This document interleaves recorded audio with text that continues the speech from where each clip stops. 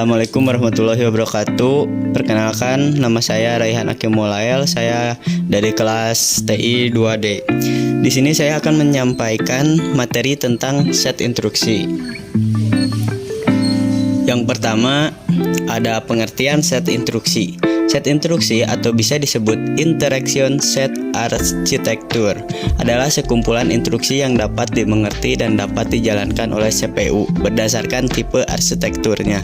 Set instruksi juga merupakan sebuah kamus yang berisi sekumpulan instruksi yang ada di CPU, serta tiap-tiap instruksi terdiri dari opcode atau operation code. Selain itu, set instruksi ini juga sering disebut instruksi mesin karena berisi sekumpulan kode biner.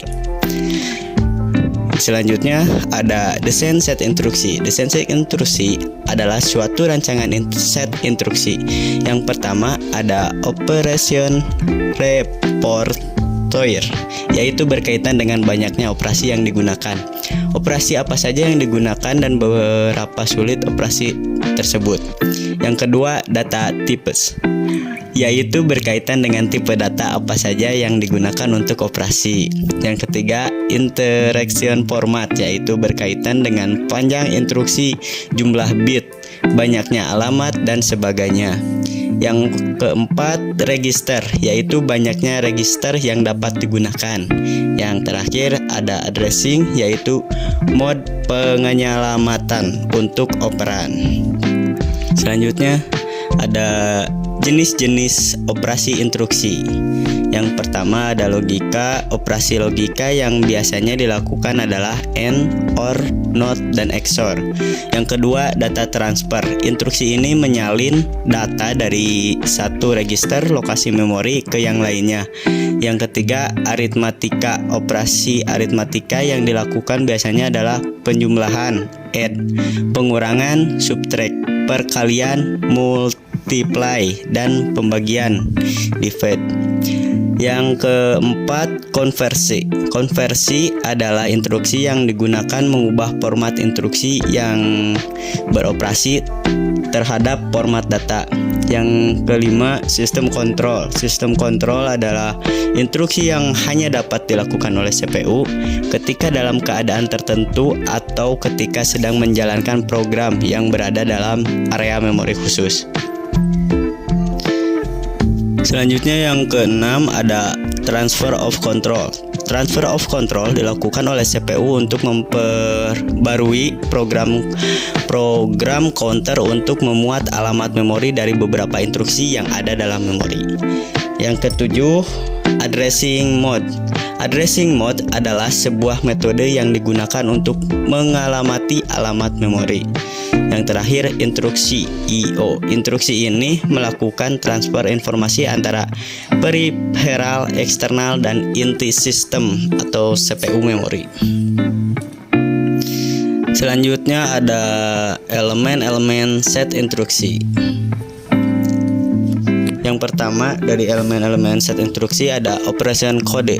Operation code atau sering disebut opcode adalah suatu kode yang berisi perintah yang digunakan untuk menentukan dan menjalankan operasi matematika tertentu.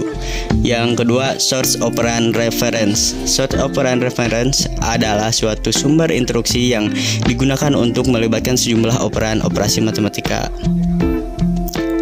Yang ketiga, result operand reference adalah suatu hasil dari operan operasi matematika yang dijalankan. Yang keempat, instruksi reference. Instruksi reference adalah bagian yang menginformasikan CPU untuk mengambil instruksi berikutnya setelah instruksi yang dijalankan selesai. Selanjutnya ada jenis-jenis operan, terdiri dari 4 diantaranya.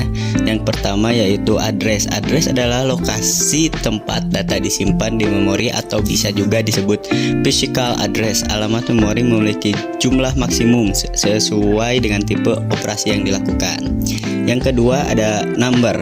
Number adalah sebuah angka yang digunakan untuk operasi aritmatika pada komputer. Ada beberapa jenis number yang pada umumnya digunakan, yaitu integer atau fixed point, lalu floating dan desimal. Yang ketiga ada karakter. Karakter adalah sebuah unit yang berisi huruf, simbol, number, atau spasi. Bisa ya atau tidak. Karakter sendiri bersifat tunggal. Apabila lebih dari satu maka dinamakan string. Yang keempat ada logical data. Logical data adalah sebuah unit yang digunakan untuk mengubah data menjadi binary atau unary. Nah, ini berikut dari studi kasus set instruksi. Misalkan pada suatu perusahaan terdapat sebuah sistem informasi yang digunakan untuk mengelola data karyawan.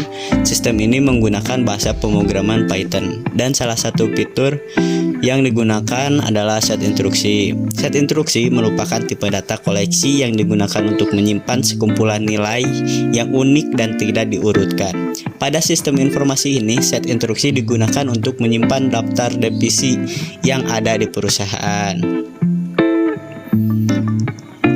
Berikut ini adalah contoh kode program untuk mendefinisikan set instruksi divisi.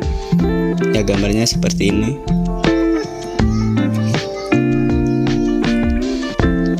Dalam penggunaannya, set instruksi divisi digunakan untuk melakukan validasi inputan data karyawan. Jika inputan divisi tidak ada dalam set instruksi divisi, maka sistem akan memberikan pesan error kepada pengguna.